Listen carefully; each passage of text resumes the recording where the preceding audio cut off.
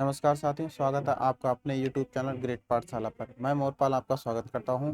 दोस्तों, पिछले वीडियो में हमने जैव विविधता के जो IUCN द्वारा लिस्ट जारी की जाती है, रेड लिस्ट, उसमें कितनी कैटेगरियां 9 कैटेगरियां बांटी गई थी प्रजातियों की जो लुप्तप्राय और संकटग्रस्त, ये सब उसमें पढ़ लिया था। ठीक है।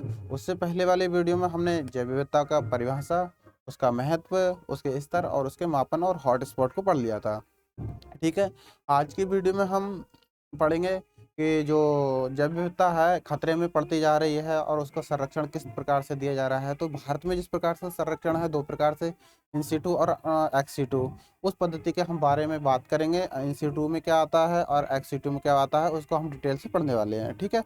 अगला वीडियो जो आएगा, हम कुछ परियोजनाओं के बारे में बात कर रहे होंगे, जिसमें हाथी परियोजना, बाघ परियोजना, हंगुल परियोजना, इस प्रकार की परियोजनाएं, और उसके साथ साथ हम जो वैश्विक स्तर पर जो प्रयास किए जा रहे हैं जैव विविधता को बचाने के लिए, उस बारे में भी हम बात कर रहे होंगे। ठीक है। तो वीडियो को लास्ट तक देखें। अगर हमारी वीडियो पसंद आई हो तो हमारे चैनल को लाइक करें, शेयर करें और दोस्तों में शेयर करें, क्योंकि हमारे चैनल के द्वारा जो है कुछ बैच चलाए जा रहे हैं, फ्री में चलाए जा रहे हैं, जो कि यूपी पुलिस कांस्टेबल, जो कि 26,000 कुछ भर्ती आने वाली हैं, लेखपाल, और यूपी टेट, सी टेट, फिर उसके अलावा CISF, ICAR, RRB, NTPC, CBT2 जो होना है, ग्रुप डी, ठीक है, जिसका एग्ज़ाम होना है, इन सभी बैच को ध्यान में रखा गया है। और हमारे अनुभवी टीचर्स के द्वारा ये बैच चलाए जा रहे हैं। मैं कुछ विषय और उनके टीचर्स की बात कर लेता हूँ, कौन सा टीचर कौन सा सब्जेक्ट पढ़ा रहे हैं। ठीक है। सबसे पहले मैं बात कर लेता हूँ मैथ की।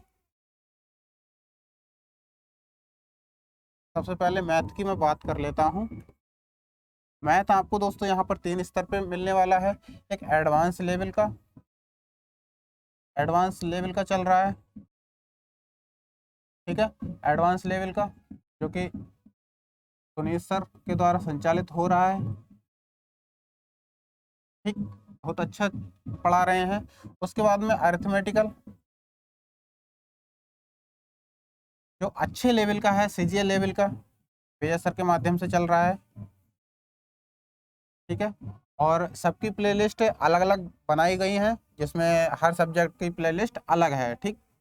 उसके बाद में अगर जिसका बेस क्लियर नहीं है तो उसके लिए RS अग्रवाल भी कराया जा रहा है। RS अग्रवाल बिल्कुल स्टार्टिंग से चल रहा है। ठीक है। तो ये कुछ मैथ की कैटेगरियाँ हो गई। उसके बाद में मैं GS की बात करूँ। GS में जियोग्राफी जियोग्राफी मेरे द्वारा संचालित हो रही है। ठीक है। मेरे द्वारा, यानी कि अपना नाम लिख देता हूँ यहाँ पे।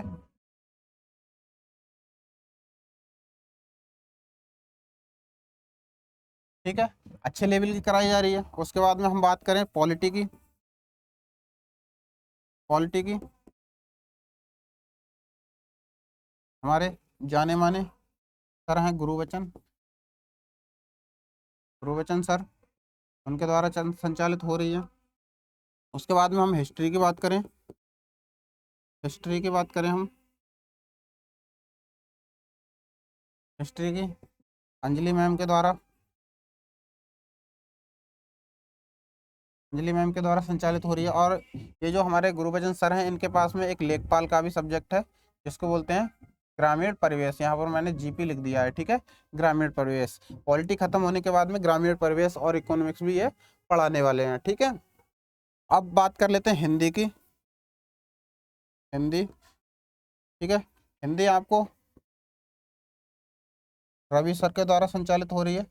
ये रोजाना लाइव क्लास 7 PM पर आपको मिलती रहेगी। ठीक है। तो इसके साथ साथ आप लाइव क्लास लें और अपने नोट्स बनाते रहें। इसके अलावा मैं रीजनिंग की बात करूं। रीजनिंग भी आपको 2 स्तर से मिल रही है। एक तो प्रधु प्रधुमन सर द्वारा,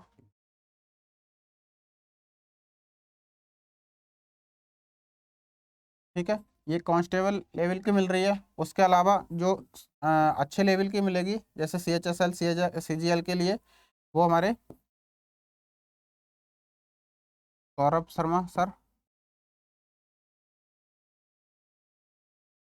द्वारा कराई जाएगी। ठीक है, तो ये तो रहे हमारे कुछ सब्जेक्ट और उनके अध्यापक। ठीक है, इनके द्वारा संचालित सभी सब्जेक्ट हो रहे हैं, और इनकी पीडीएफ क्लास के 3 दिन के बाद में आपको ग्रेड पाठशाला टेलीग्राम चैनल है, जो ग्रेड पाठशाला टेलीग्राम चैनल है, आप उसको टेलीग्राम पर जाइए और सर्च कीजिए, आपको मिल जाएगा, उसको ज्वाइन कर लीजिए, और क्लास की पीडीएफ 3 दिन के बाद में आपको प्राप्त हो जाएंगे। ठीक है, चलिए हम इनको रफ कर देते हैं। ठीक है, अब बात कर लेते हैं हम जिसको बात कर रहे थे। ये देखिए, ठीक है, देखिए, जो जैव विविधता है, जैव विविधता का संरक्षण, जो वन्य जीव हैं उनका संरक्षण क्या है, 2 स्तर से किया जाता है। ये जो विधि हैं, 2 विधि हैं, इन सीटू और एक्स सीटू। ठीक है, जैव विविधता का जैव विविधता का संरक्षण, जैव विविधता का संरक्षण। ठीक है,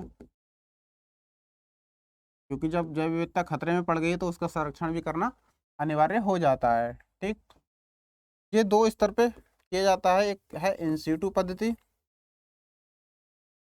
इन सीटू पद्धति, और एक है एक्स सीटू पद्धति।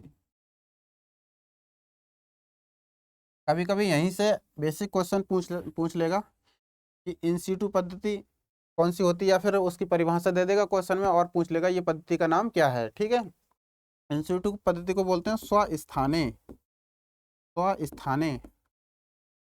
ठीक है, और इसका नाम है हिंदी में परास्थाने। ठीक है, अब देखिए इनके नामों से ही अर्थ का पता लग रहा है। स्व का मतलब है अपना, ठीक है, स्थाने का मतलब है अपना स्थान, यानी कि ऐसी वन्यजीव प्राणी जो कि जिनको खतरा है, जो जैव विविधता के वन्यजीव प्राणी हैं, उनका जो संरक्षण किया जाएगा वो उनके निवास स्थान पर ही किया जाएगा। ठीक है, जैसे मान लिया जाए ये हमारा पश्चिमी घाट है, ठीक है, ये हमारा जैव विविधता का हॉटस्पॉट केंद्र माना जाता है, तो इसमें कुछ प्रजातियां होंगी तो उनका कंजर्वेशन है वो वहीं पर एक निर्धारित स्थान कर दिया जाएगा, जो क्षेत्र है वो निर्धारित कर दिया जाएगा, उसके अंतर्गत ही उनका संरक्षण किया जाएगा। ठीक है, तो ऐसी पद्धति को हम बोलते हैं स्वस्थाने, जिसमें 3 तरीके से सरकार जो है वो 3 तरीके से करती है। एक तो राष्ट्रीय उद्यान, राष्ट्रीय उद्यान घोषित करके, ठीक है, दूसरा है वन्य जीव, वन्य जीव अभयारण्य। ठीक है, और तीसरा है जैव मंडल आरक्षित क्षेत्र, जैव मंडल आरक्षित क्षेत्र, आरक्षित क्षेत्र।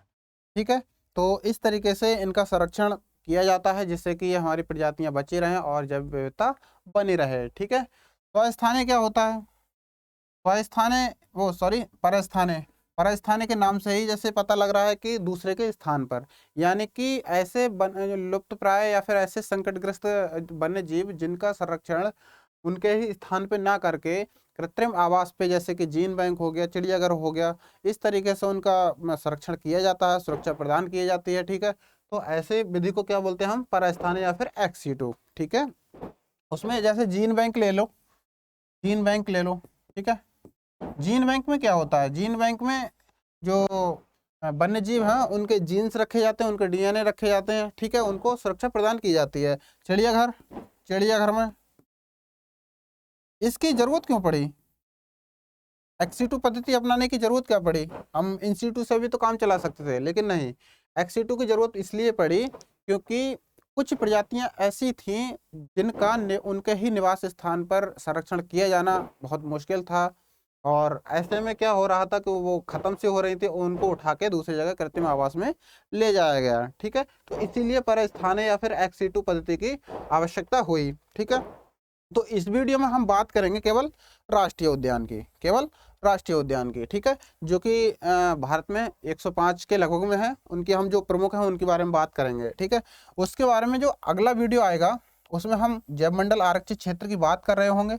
उसके साथ साथ जो परियोजनाएं हैं, हाथी परियोजना है, हंगुल परियोजना है, बाघ परियोजना है, और जो वैश्विक स्तर पर जैव विविधता को बचाने का प्रयास किया जा रहा है, कुछ योजनाएं चलाई जा रही हैं, कुछ जो मीटिंग्स हुई थी उनके बारे में हम बात कर रहे होंगे। ठीक है, तो चलिए हम इसमें ही बात कर लेते हैं राष्ट्रीय उद्यान की। ठीक है, राष्ट्रीय उद्यान को जो प्रमुख हैं वो ही पढ़ेंगे हम। ये हमारा जो क्षेत्र है, ये है हमारा जम्मू कश्मीर और लद्दाख का क्षेत्र। कौन सा? जम्मू कश्मीर और लद्दाख का क्षेत्र। ठीक है, अब दोनों अलग अलग हो चुके हैं। ठीक है, जम्मू कश्मीर अलग और लद्दाख अलग। ठीक, यहाँ पर जो पढ़ने हैं हमें राष्ट्रीय उद्यान, वो 4 पढ़ने हैं। सबसे पहले मैं लद्दाख की बात कर लेता हूँ। लेह में है हेमिस। हेमिस, ठीक है, हेमिस ये भारत का सबसे बड़ा है। बड़ा यहाँ पे लिख देता हूँ शॉर्ट में, आप समझ सकते हो। हेमिस भारत का सबसे बड़ा राष्ट्रीय उद्यान है। ठीक है, ये किसके लिए प्रसिद्ध है? ये हंगुल। हंगुल ये एक हिरन जैसा जानवर होता है, उसके उसके लिए प्रसिद्ध है। ठीक है, उसके बाद में है काचीगम। काचीगम, ठीक, ये जम्मू कश्मीर में है, ये लेह लद्दाख में है। उसके बाद में है किश्तवाड़। किश्तवाड़, ठीक है। उसके बाद में है सलीम अली। सलीम अली, ठीक है, सलीम अली। अब देखिए इसको याद कैसे करें। याद बहुत आसानी से हो जाएगा। हेमिस से आप याद कर सकते हैं कि लेह में ज़्यादा बर्फबारी होती है, हिम गिरता है, तो हिम से हेमिस याद हो जाएगा। ठीक है, अब दाचिगम, किश्तवाड़, सलीम अली, ये कैसे याद करें? अब देखिए आपको पता ही होगा जम्मू कश्मीर में आतंकवाद का प्रभाव सबसे ज़्यादा रह रहा है। ठीक है, तो ऐसे में आतंकवादी घटनाएं ज़्यादा होती हैं, तो उस तरीके से हम याद करेंगे कि जो बार होते हैं, यानी कि बार का मतलब है आतंकवादी आक्रमण। ठीक है, वो कैसे होते हैं? किस्तों में। कैसे होते हैं? किस्तों में। ठीक है, तो किस्तों में बाढ़ के कारण जो लोग हैं वहाँ के, यानी कि सलीम अली को इसी का नाम रख लीजिए एग्जाम्पल के तौर पे, कि सलीम अली जो है वो गम में डूबे हुए हैं। ठीक है, गम में डूबे हुए हैं। ठीक है, तो गम से याद रखेंगे दाची गम, और किश्तवाड़ से रखेंगे किस्तों में बाढ़ हो रहे हैं। ठीक है, सलीम अली गम में डूबे हुए हैं। ठीक, अब देखिए ये तो हमने याद कर लिया। उसके बाद में चलते हैं हम, नेक्स्ट है हमारा, नीचे आएंगे तो HP पड़ेगा, यानी कि हिमाचल प्रदेश। ठीक है, हिमाचल प्रदेश। मैप पे देख लेते हैं हिमाचल प्रदेश कहाँ है। हिमाचल प्रदेश ये रहा। ठीक है, ये रहा उत्तराखंड से सटा हुआ। अब देखिए यहाँ से कुछ पढ़ने हैं। सबसे पहले हमको हिमाचल प्रदेश में जो बहुत ज़्यादा इम्पोर्टेंट है, और इस बार हो सकता है ये आ भी जाए, ग्रेट ग्रेट हिमालयन। ठीक है, ग्रेट हिमालयन। ठीक, उसके बाद में इंदर किला। इंदर किला, ठीक है, जहां पर मुझे दर्शाना होगा कि ये किसके लिए फेमस है तो मैं वो बात दर्शा दूंगा, और जहां पर केवल नाम दर्शाना होगा तो मैं नाम बता दूंगा। ठीक, उसके बाद में पिन घाटी। ठीक है, और खीर गंगा। खीर गंगा, ठीक है, तो ये सब इम्पोर्टेंट है। उसके बाद में चलते हैं हम इसमें, पहले यूके में आ जाओ, यानी कि उत्तराखंड में। ठीक है, उत्तराखंड में हमको कुछ, मेरे साथ में दोस्तों लिखते जाना। ठीक है, क्योंकि लिखते रहोगे तो क्या है कि आपके आने वाले एग्जाम में आपकी तैयारी अच्छी होगी, तो रिवीजन एक बार बहुत फटाफट फटाफट मार लेंगे। ठीक है, इसमें उत्तराखंड में सबसे पहले पढ़ना है हमको रामगंगा, जो कि नाम परिवर्तन किया गया है। ठीक है, रामगंगा या फिर जिम कार्बेट, यहाँ इसको तो नीचे लिख देते हैं। ठीक, अगले स्लाइड में ये हमारा उत्तराखंड है, और उत्तराखंड से हमको पढ़ना है कुछ उत्तराखंड। ठीक है, यहाँ से हमको पढ़ना है सबसे पहले रामगंगा। रामगंगा या फिर जिम कार्बेट, या फिर नेशनल नेशनल हेली पार्क। ठीक है, ये भारत का पहला पार्क, पहला राष्ट्रीय उद्यान था। ठीक है, ये बाघ के लिए प्रसिद्ध है। ठीक, आप नोट कर लेना। उसके बाद में है गंगोत्री। गंगोत्री, ठीक, उसके बाद में है नंदा देवी। नंदा देवी से आपको कुछ याद आया होगा कि मैंने जब पर्वत के बारे में बताया था, तो बताया था कि नंदा देवी जो पर्वत श्रृंखला है वो उत्तराखंड की सबसे ऊंची चोटी है। ठीक है, तो नंदा देवी हो गया। उसके बाद में राजा जी, राजा जी, राजा जी हो गया। उसके बाद में हो गया फूलों की घाटी, फूलों की घाटी, फूलों की घाटी। उसके बाद में हो गया जो गोविंद, ठीक है, गोविंद राष्ट्रीय उद्यान। और ये सब जो है ये बाघ के लिए प्रसिद्ध हैं। बाघ का संरक्षण यहाँ पर किया जाता है। ठीक है, बाघ संरक्षण। ठीक है, तो उत्तराखंड से इतने याद रखने हैं। फिर उसके बाद में आ जाते हैं यूपी में। ठीक, यूपी को मैं यहाँ पर लिख देता हूँ। यूपी में, यूपी में आपको केवल एक ही पढ़ना है, दुधवा, दुधवा राष्ट्रीय उद्यान। ठीक है, राष्ट्रीय उद्यान। ठीक, आगे चलते हैं। अब यहाँ पर यूपी पढ़ लिया हमने, उत्तराखंड पढ़ लिया, हिमाचल प्रदेश पढ़ लिया। अब आइए पंजाब। पंजाब में तो कोई नहीं है, लेकिन हरियाणा पढ़ते हैं। हरियाणा अगले स्लाइड में ले लेते हैं, यहाँ लिख देता हूँ हरियाणा का, HR। ठीक है, हरियाणा। हरियाणा में हमको दो पढ़ने हैं, एक तो सुल्तानपुर, सुल्तानपुर, ठीक है, सुल्तानपुर। दूसरा कालेसर, कालेसर। ठीक है, ये सुल्तानपुर है दोस्तों, ये पक्षी विहार है।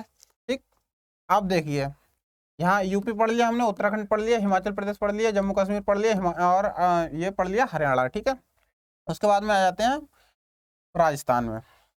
राजस्थान में कुछ इंपोर्टेंट है। राजस्थान, ठीक है, सबसे पहले मैप पे चलते हैं। राजस्थान ये रहा, ठीक है, ये रहा। ठीक, ये राजस्थान रहा। राजस्थान में सबसे पहले आपको पता है ये मरुस्थल है, तो मरुस्थल नाम से ही एक होगा, मरुस्थल राष्ट्रीय उद्यान। दूसरा रणथंबोर, रणथंबोर, ठीक है, रणथंबोर। ठीक, उसके बाद में है केवला देवी, केवला देव, केवला देव। ठीक है, घाना पक्षी विहार, ये पक्षी विहार है। ठीक है, या फिर बोलते हैं घाना। ठीक, और क्या है, और हमको मरुस्थल पढ़ लिया, रणथंबोर पढ़ लिया, और केवला सरिस्का पढ़ेंगे हम, सरिस्का।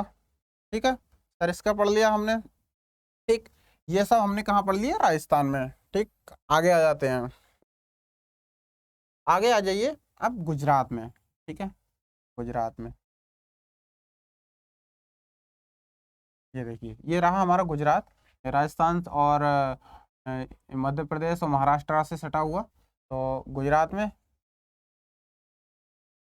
गुजरात से एक क्वेश्चन आया था अभी हाल ही में, यूपी टेट का एग्जाम जो हुआ है उसमें एक क्वेश्चन पूछा गया था। सबसे पहले हमारा गिर, गिर बहुत इंपॉर्टेंट है।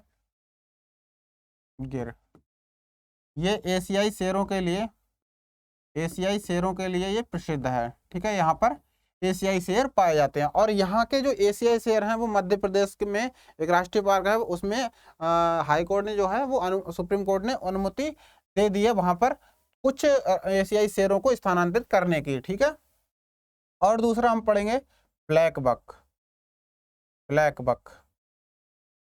ठीक है, ब्लैक बक, ब्लैक बक बहुत इंपॉर्टेंट है, क्योंकि यहीं से यूपी टेट में पूछा गया था कि जंगली गधों के लिए, जंगली गधों के लिए प्रसिद्ध है। ठीक है, अब यहाँ पर ये ब्लैक बक नाम से नहीं पूछा गया, यूपी टेट में ऐसे क्वेश्चन पूछा गया कि जंगली गधों के लिए प्रसिद्ध स्थान है, उसमें दे रखा था राजस्थान, गुजरात, और इस तरीके से ये जगह के नाम दे रखे थे, तो गुजरात उसमें सही आंसर था। ठीक है, चौथा है मरीन, तीसरा सॉरी, मरीन या फिर कच्छ का रण, कच्छ का रण। ठीक है, तो ये हमें गुजरात से पढ़ने हैं। गुजरात के बाद में आ जाइए आप MP पर। ठीक है, मध्य प्रदेश। मध्य प्रदेश अगली स्लाइड में ले लेते हैं। ये रहा हमारा, ये मध्य प्रदेश, मध्य में है तो मध्य प्रदेश।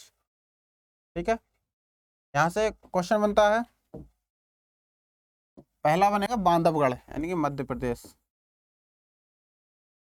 मध्य प्रदेश। ठीक है, पहला यहाँ से पढ़ना है हमको बांधवगढ़, बांधवगढ़ बहुत इंपॉर्टेंट है। ठीक है, बांधवगढ़, कान्हा किसली, कान्हा किसली। ठीक है, दूसरा है कान्हा किसली हो गया, पेंच हो गया, ये मध्य प्रदेश और महाराष्ट्र के बॉर्डर पे है। संजय गांधी हो गया, संजय गांधी राष्ट्रीय उद्यान हो गया। ठीक है, उसके बाद में पन्ना हो गया। ठीक, उसके बाद में हो गया सतपुड़ा हो गया। ठीक है, सतपुड़ा हो गया। ठीक, तो इतने हैं जो मध्य प्रदेश से इंपॉर्टेंट है। ठीक, आगे आ जाते हैं, इसके नीचे है महाराष्ट्र, यहाँ से। ठीक है, महाराष्ट्र से वैसे क्वेश्चन बना नहीं है, लेकिन संभावना हो सकती है, तो यहीं से हो सकती है। ये पेंच भी है महाराष्ट्र में, यहाँ ऊपर लिख देते हैं महाराष्ट्र, महाराष्ट्र यानी कि पहला है पेंच जो कि दोनों के बॉर्डर पे है, दूसरा संजय गांधी, संजय गांधी। ठीक है, अब आगे आ जाते हैं यहाँ पर, ये कर्नाटका, गोवा को नहीं पढ़ेंगे हम, कर्नाटक, ये चेंज कर देते हैं हम।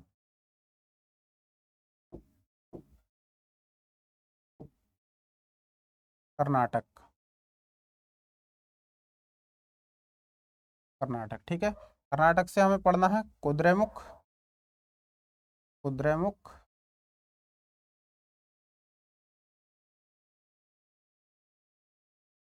ठीक है, कुद्रेमुख हमको विशेष रूप से पढ़ना है, और एक और है बांदीपुर।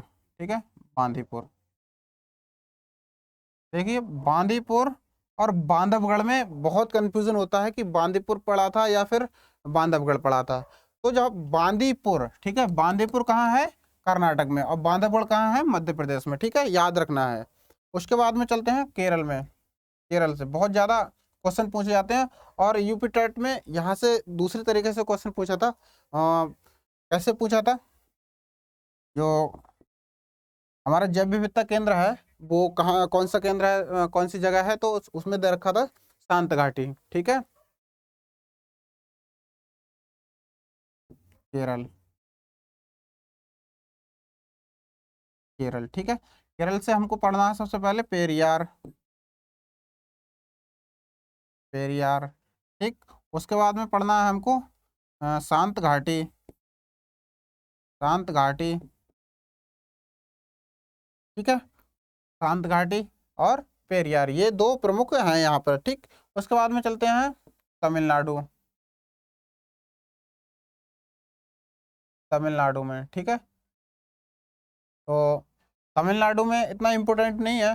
फिर आंध्र प्रदेश में आ जाते हैं, आंध्र प्रदेश में वैसे तमिलनाडु का एक प्रमुख है, यहाँ अगले स्लाइड पे यहीं लिख लेते हैं, यहीं लिख लेते हैं, तमिल, तमिलनाडु। ठीक, अब यहाँ पर सबसे पहले चलेंगे अन्नामलाई,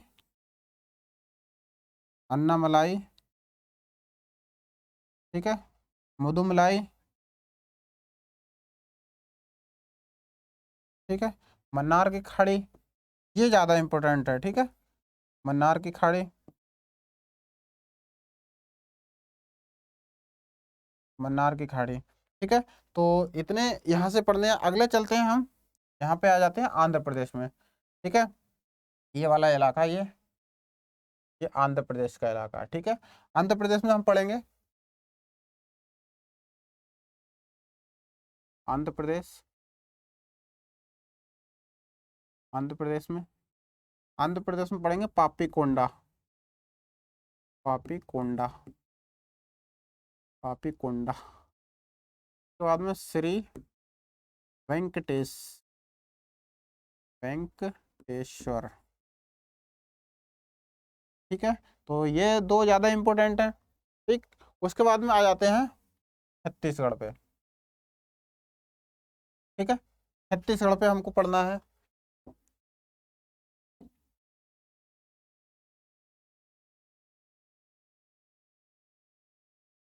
छत्तीसगढ़, छत्तीसगढ़ से पढ़ना है इंद्रावती। ठीक है, इंद्रावती पढ़ना है। उसके बाद में आ जाते हैं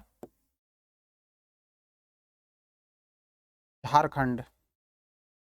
इसके ऊपर ही है झारखंड, या पहले लिख लो उड़ीसा लिख लो। ठीक है, उड़ीसा, उड़ीसा। उड़ीसा में दो इम्पोर्टेंट और ये बहुत ज़्यादा इम्पोर्टेंट है। एक तो है हमारा भितरकनिका, एक है सिमलीपाल, सिमलीपाल, दूसरा है भितरकनिका, भितरकनिका। अब दोस्तों ये भितरकनिका बहुत ज़्यादा इम्पोर्टेंट है, क्योंकि ओलिव रिडले कछुआ है वो यहीं पर आता है प्रजनन के लिए। ठीक है, आगे चलते हैं। आगे आ गया झारखंड। झारखंड से एक ही पढ़ना है हमको, इसका नाम है बेतला, बेतला। ठीक है, झारखंड से एक ही पढ़ना है, बेतला। ठीक, अब उसके बाद में आ जाते हैं बिहार। ठीक है, बिहार, ये वाला बिहार एरिया है ये। ठीक, ये झारखंड का एरिया रहा। ठीक है, बिहार, बिहार में हमको एक ही पढ़ना है, वाल्मीकि, वाल्मीकि। ठीक है, उसके बाद में आ जाता है सिक्किम, सिक्किम। ठीक है, सिक्किम, ये भी इस बार की परीक्षा में पूछा गया है यहाँ से। ठीक है, कौन सा? कंचनजंगा, कंचनजंगा। ठीक है, कंचनजंगा को कंचनजंगा ना बोल के खंगचंगजंगा ऐसे करके कुछ था। ठीक है, तो ये सिक्किम यहाँ पर रहा। उसके बाद में आ जाओ पश्चिम बंगाल में। ठीक है, पश्चिम बंगाल में हम आगे लिख लेते हैं। पश्चिम बंगाल में ये वाला इलाका जो है वो क्षेत्र पश्चिम बंगाल का है। ठीक है, पश्चिम बंगाल में हमको पढ़ना है पश्चिम बंगाल। ठीक है, यहाँ पर यूपी पुलिस एसआई में जो कि हाल ही में परीक्षा हुई है, उसमें एक क्वेश्चन पूछा गया था, बुक्शा। ठीक है, राष्ट्रीय उद्यान कहाँ है? तो याद रखेंगे पश्चिम बंगाल में है।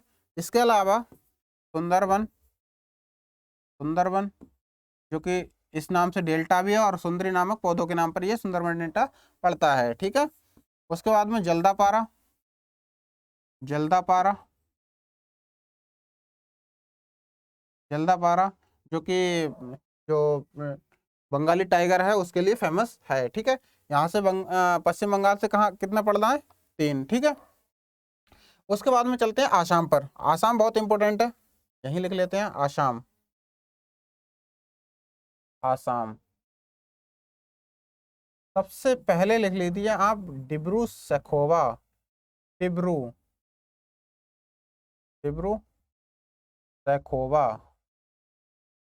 ठीक है, कहीं कहीं इसका नाम मिलेगा डिब्रू साई खोबा। ठीक है, तो कंफ्यूज नहीं होना है, डिब्रू सखोवा ही है। अब ये दो तरीके से इंपॉर्टेंस रखता है।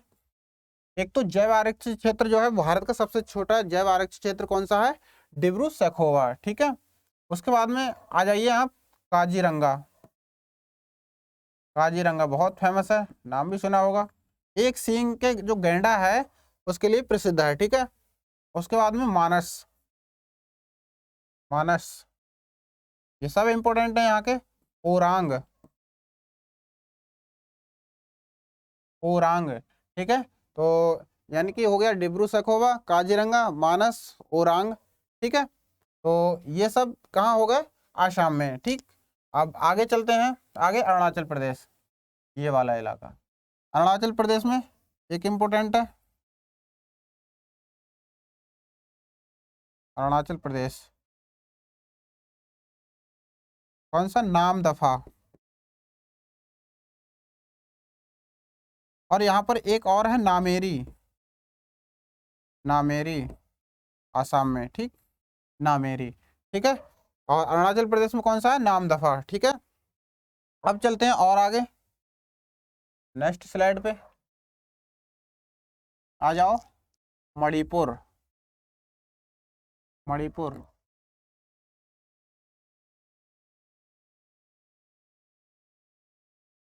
यहाँ से हमको केवल एक ही पढ़ना है, मणिपुर से कौन सा, केईबुल लामजाओ।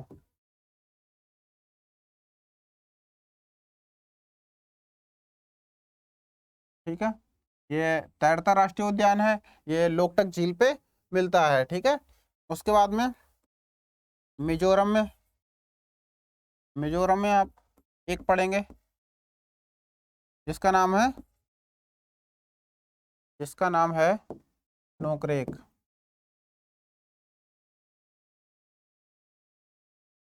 नोकरेक, ठीक है। यहाँ पर कुछ तरीके से हेडिंग डाल देते हैं जिससे कि पता लगे कि ये राज्य, ये कुछ जगह का नाम है। ठीक है, और अब आ जाते हैं, अब आ जाते हैं अंडमान निकोबार में। ठीक है, अंडमान निकोबार में, अंडमान निकोबार।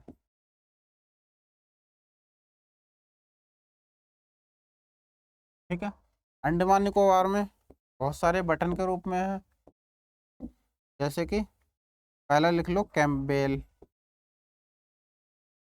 कैंपबेल, इसका नाम पूरा कैंपबेल, कैंपबेल। ठीक है, दूसरा है साउथ बटन। ठीक है, तीसरा है, यहाँ पे लिख लेते हैं सैडल पीक, सैडल पीक यहाँ की चोटी भी है। ठीक है, सैडल पीक। और ये साउथ बटन है, ये भारत का सबसे छोटा राष्ट्रीय उद्यान है। ठीक है, 0.3 किलोमीटर। ठीक, और नाथ बटन, नाथ button, middle button, middle button, middle button. ठीक है, तो इतने सारे जो हैं राष्ट्रीय उद्यान इसमें मिलते हैं देखने को। ठीक है, तो आज हमने राष्ट्रीय उद्यान को पढ़ लिया। कल के वीडियो में हम पढ़ने वाले हैं जो जैव आरक्षित क्षेत्र हैं 18, उनके बारे में पढ़ेंगे। साथ साथ हम परियोजनाएं, हाथी परियोजना, बाघ परियोजना, शेर परियोजना और हंगुल परियोजना, इन सब परियोजनाओं के बारे में विस्तृत चर्चा कर रहे होंगे। ठीक है, आज मैंने केवल इसमें इतना ही बताया क्योंकि यहाँ से कोई एक्स्ट्रा क्वेश्चन नहीं पूछता है, छोटा बड़ा ये सब मैंने बताते हुए चला और उसकी जगह बताई और इम्पोर्टेंट बताई। ठीक है, क्योंकि कभी कभी एग्जाम में सीधे सीधे पूछता है कि ये राष्ट्रीय उद्यान कहाँ है। ठीक है, तो अगले वीडियो में हम पढ़ेंगे कि वैश्विक स्तर पर हम कौन कौन से प्रयास कर रहे हैं, हमारे द्वारा कौन कौन से प्रयास हो रहे हैं जैव विविधता को बचाने के लिए। तो यदि आपने हमारे चैनल को सब्सक्राइब नहीं किया हो तो सब्सक्राइब कर दें। तब तक के लिए नमस्कार।